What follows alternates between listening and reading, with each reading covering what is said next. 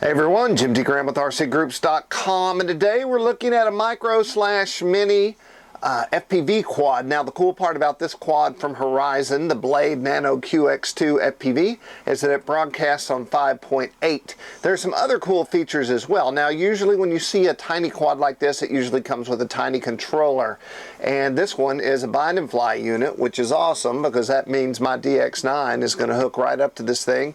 And I will say that having flown many of these from many different brands, that the experience via your transmitter is usually better inputs, better feel, especially when you're small like this. So that's pretty awesome.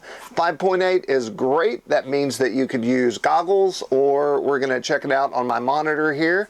And it just is a nice, we started out with these giant FPV rigs, and I will say that I really enjoy the small ones. So we're going to take the Nano QX2 for a spin and see how it works. But first, let's get closer in on the packaging, open it up, and see what we get. All right, so it's not a very large box, which is appropriate. So we'll crack this thing open, and everything's packed inside this hard plastic. We'll take the top piece off. And here we have the quad itself. The quad, everything's RTF. We have the camera right here. We'll talk about that in a second. And then we also have a lithium polymer battery and a charger.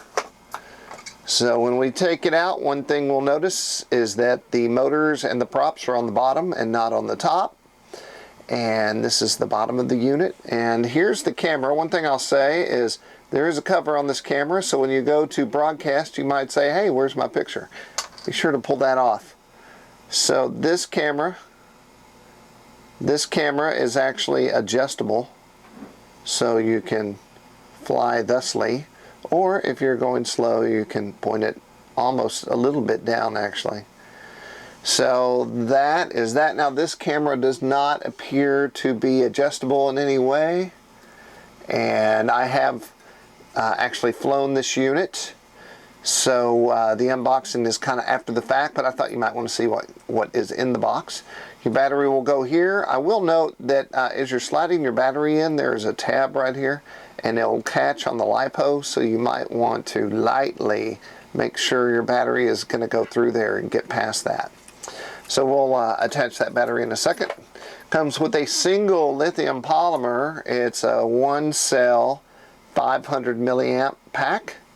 Looks like a piece of gum. And then that also comes with this USB charger. So this would plug into any USB outlet and plug this in. It does take a while to charge this. It is not a super fast charge. And so then we'll pull the packaging out, and you also receive a manual. And what is this? This is just some suggestions on how to fly safely. More paper.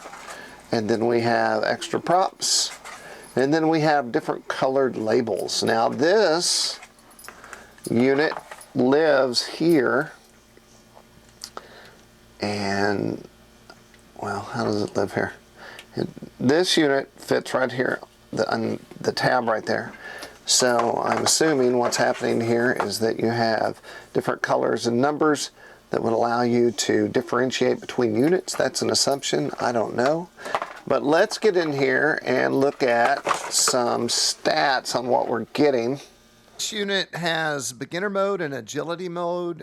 We all know beginner mode keeps everything nice and tame, and the agility mode utilizes the AS3X technology for aerobatic maneuvers. And for FPV, you can use Fat Shark goggles. I'm using my head plays. I'm also using an Ishii monitor, so it seems to work on just about everything. And the FPV setup is simple. It's a 25 milliwatt micro FPV camera system. And, that's enough to get around the backyard. The motors actually detach, so if you were to smoke a motor or burn out a motor, you can replace those. I have ordered these off the internet before. Very simple to plug. Unplug the old one and plug in a new one. Flight times, they say around 6 to 8. Just call it 5 minutes and you'll be safe there. It's using that one cell LiPo. And you do want to buy some extra batteries. One is not enough. The camera, like I showed earlier, is adjustable. You can tighten that up to whatever, angle that you want to leave it at. To change FPV channels, all you have to do is push a button that's located on the top of the canopy of the little quad. And bind and fly for me worked better plugging in the quad first and then binding through the DX9 in the bind function, not using the push button. So that's kind of an overview. The camera itself has 15 degrees of movement up and down. What I'm going to do next is just bind this thing, show you how I got it bound to my DX9, and we'll move on from there. Okay, let's talk about binding this quad. Here we have the battery, here we have the quad, here we have a Spectrum DX9, a great radio by the way. So we're going to slide this battery into the back, thusly. And then, like I said, well, let's see, yeah. So like I said before, it's a tight fit, and there's a little lip right here on this plastic piece. So you want to make sure you get over that, which I just did. And then it seats perfectly into place. And then you want to connect your battery. Now what's going to happen, you can't really see it on the camera, but there is going to be a blue flashing light here. And when that occurs, I usually bind by holding this in and turning my radio on, but I found that that is not the way to do it with this unit. So what I'm going to do is start it and go into my system setup. Yes, and then I'm going to go to bind, and I'm going to bind it this way.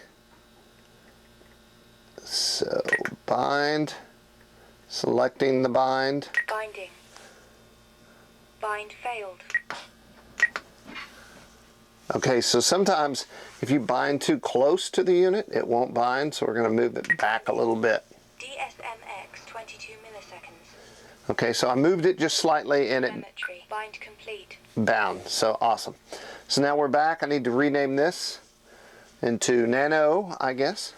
And then let's get this thing over here. It is a indoor quad, so there's no arming that I can tell.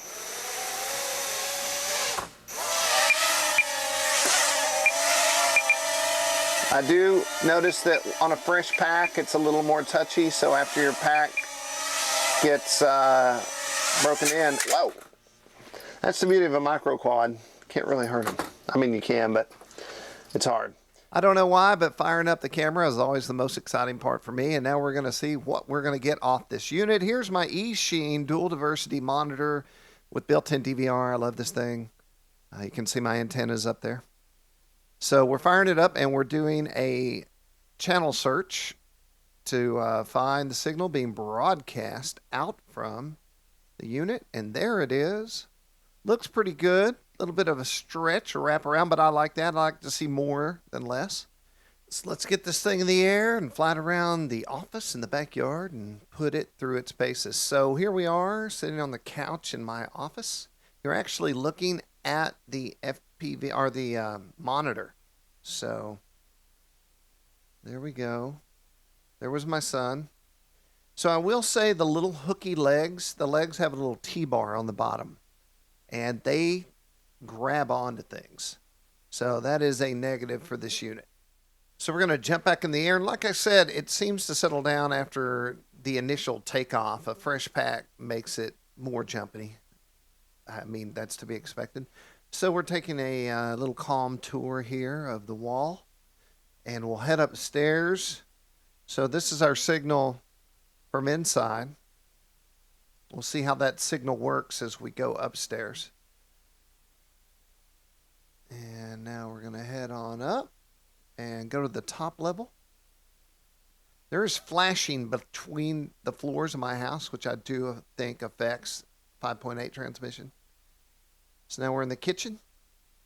Once again, I'm shooting the monitor with a video camera, so this is the actual monitor feed.